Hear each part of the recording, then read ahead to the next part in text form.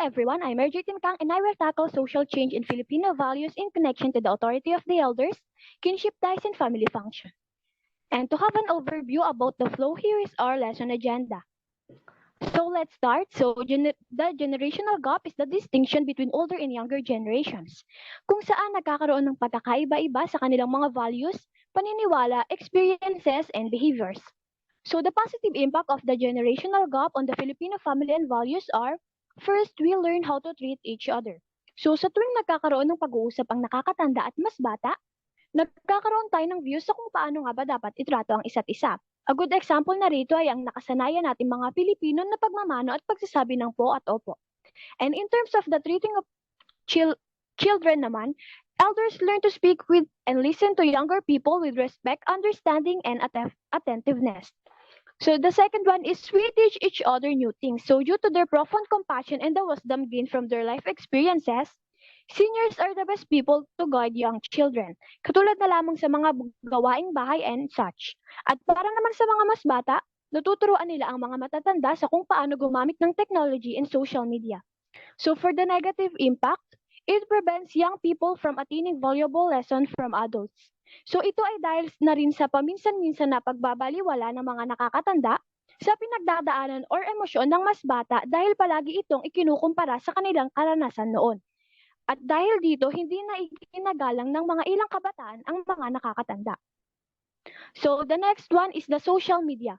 So ito ay makabagong paraan ng pakikipag-ugnayan ng mga tao kung saan sila ay lumilikha, nagbabahagi at nagpapalitan ng impormasyon at ideas sa mga virtual na komunidad. So it helps us to keep in touch with each other and feels closer to each other despite the distance. So because of modern technology, we can contact our loved ones more easily. So according to the local study entitled Exploring the Effects of Social Media on Interpersonal Communication Among Family Members, nagagamit ng mga estudyante ang social media, particularly Facebook, para mag-update and makipag-communicate sa kanilang parents whenever they are in school.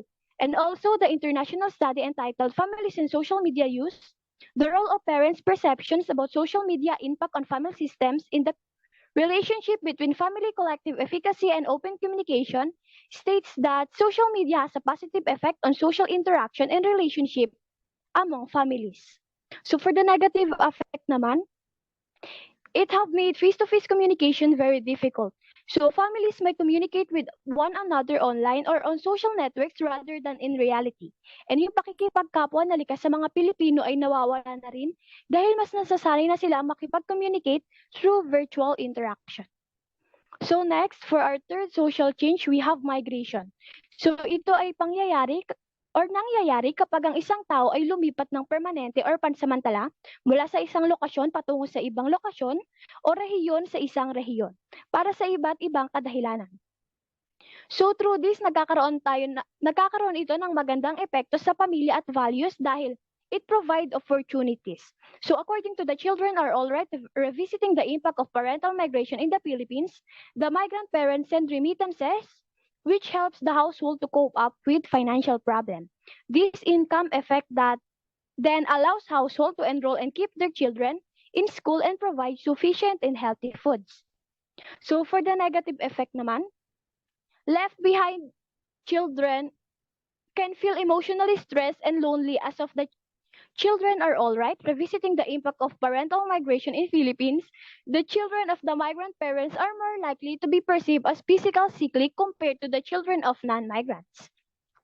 This could be explained by the cognitive stress theory, with parental migration being a source of stress for left behind children.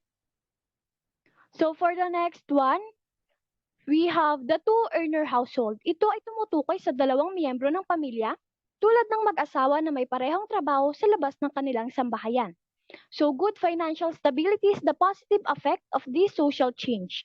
Since dalawang tao ang nagtatrabaho sa pamilya, ang posibilidad ng isang krisis sa pananalapi ay nababawasan. Kung saan ay mayroon silang sapat na pera para bigyan ang kanilang mga anak ng higit pang pangangailangan sa pamumuhay at edukasyon. Ito ay nakita sa pag-aaral ng Prevalence of Work-Family Conflict on Dual-Earner Couple Subjective Well-Being. So dito rin pumapasok ang pagtutulungan o pagbabayanihan ng mag-asawa. Unlike before na may mentality yung mga Pilipino na ang babae ay para lamang sa mga gawain sa loob ng tahanan at ang mga lalaki ay para kumayod sa pamilya. Dito, hindi na isa lang yung nagtatrabaho, may pagkakaisa na sila at wala na rin yung dating mentalidad na nagkakaroon ng stereotyping para sa iba't ibang kasarian. So for the negative effect, since two earners nga sila, nagkakaroon ng lack of time kung saan nawawala na yung pagiging sociable nila or yung pakikipagkapwa. So according to the prevalence of work-family conflict on dual-earner couples' subjective well-being, that the negative implications of being in two-earner household are inadequate time to attend familial function and responsibilities, loss of leisure time, and missing out on family events. And lastly, for the lone parent families, or also known as single parent family. So ito ay isang sitwasyon kung saan ang isang ina o isang ama na lamang ang nag-iisang nag-aalaga sa kanyang mga anak. So ang positive effect ng single parent family ay natuturuan ang isang bata na maging independent and responsible. In this situation, children of single parents typically take charge of the power or the proper home duties. So they grow their independence in this way. And for the negative effect naman, the local research entitled Inang Tatay, The Journey of Single Moms Amidst COVID-19 Pandemic, stated that single-parent families struggled mainly in financial and emotional support. The participants find it challenging to provide for themselves as they do not have partners responsible for the family. Therefore, work and the participants' family support are the sources for providing child needs. So for the conclusion, how can knowing about Filipino values help families deal with social change and keep their relationships strong?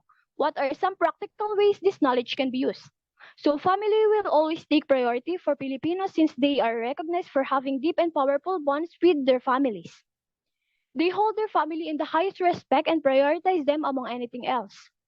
It may be claimed that the Filipino family culture still embodies the virtue of kapamilya today. Many Filipino focus their working performances as well as professional growth on the goal of providing for their loved ones because of their intense devotion and loyalty shown in the respect to the family unit. Many Filipinos are frequently eager to go above and beyond regardless of the challenges if it meant becoming capable of helping their family. And for the local related studies, we have exploring the effects of social media on interpersonal communication among family members. The findings stated that Facebook is helpful in communication both interpersonal and within family members.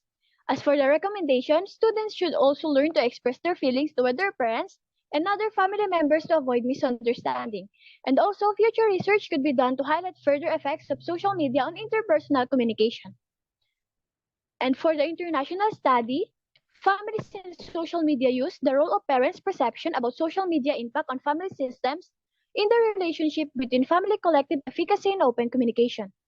From the findings, the studies shows the relevance that parents' positive perception about the impact of social media on social interaction and relationship within their family system can have in fostering good family functioning and open communication among family members.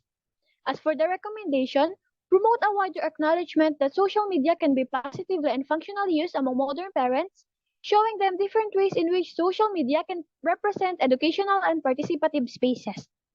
And for the other local studies that have been mentioned earlier, we have the following, as well as for the international related studies. And lastly, for the references. And that's all. Thank you for listening.